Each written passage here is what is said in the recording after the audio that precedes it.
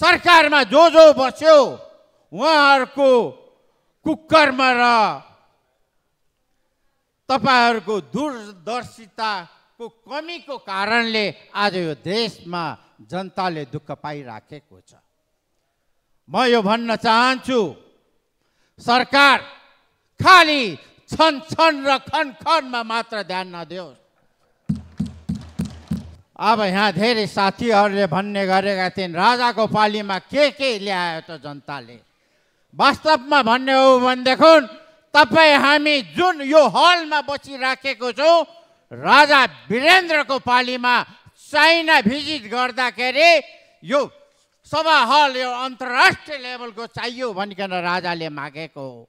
हिजो भर्खर चाइना जाँदाखेरि हाम्रा प्रधानमन्त्रीज्यूले के मागे? आफ्नो क्षेत्रमा एउटा स्टेडियम सभा हल मागे। अर्कोले आफ्नो उतातिर बैतडीतिर रङ्गशाला मागे। राजाले त हिजो यी मित्र राष्ट्रहरूसँग चिनी कारखाना मागे, सिमेन्ट फ्याक्ट्री मागे, चुरट कारखाना मागे, विभिन्न नेपालीका छोरालाई रोजगारी दिलाउनको लागि यही नेपालीका छोराहरू देशमै बसिकन काम पाओस् भनिकन ठुल्ठुला कारखानाहरू, सिमेन्ट उद्योगहरू खोले। यो 2 दशक भइसकेको छ गणतन्त्र आएको। यो 2 दशकमा राजाले एक दिन पनि सरकार चलाउनेहरूलाई आन्दोलन या केही गरिकन रोकेको छैन। कुनै हस्तक्षेप राजाले गरेको छैन। त्यही पनि किन हो क्या हो सबै आत्तिएकै जस्तो म देख्न चाहन्छु उतातिर। सभामुख महोदय, यो राजाले बरु विभिन्न सरकारहरूलाई समय समयमा सुशासन देऊ, भ्रष्टाचार कन्ट्रोल गरौ, जनतालाई राहत देऊ, समृद्धि र उन्नतिप्रति जनतालाई महसुस देऊ भन्ने पटक पटक सन्देश दिएकै छन्। तर सरकारले सुध्रिने कुनै लक्षण देखाएन।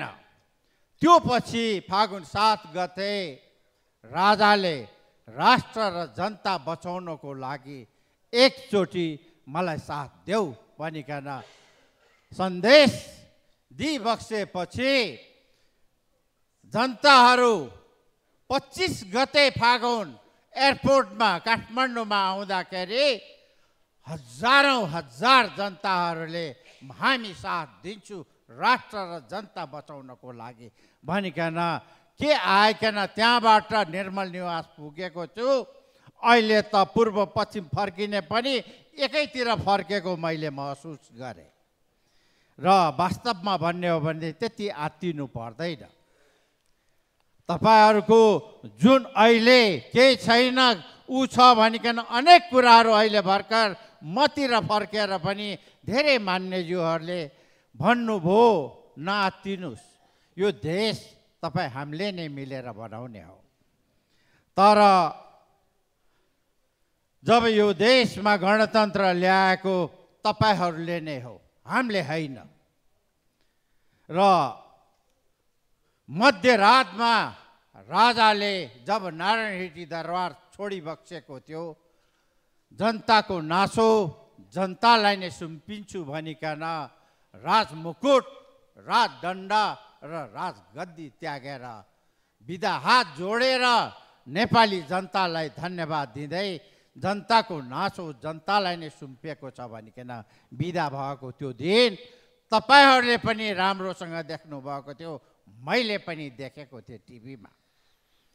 अहिले राजा धर्म भ्रष्टाचार विरुद्धमा सुशासन र न्यायको नाममा देश तातिराखेको छ।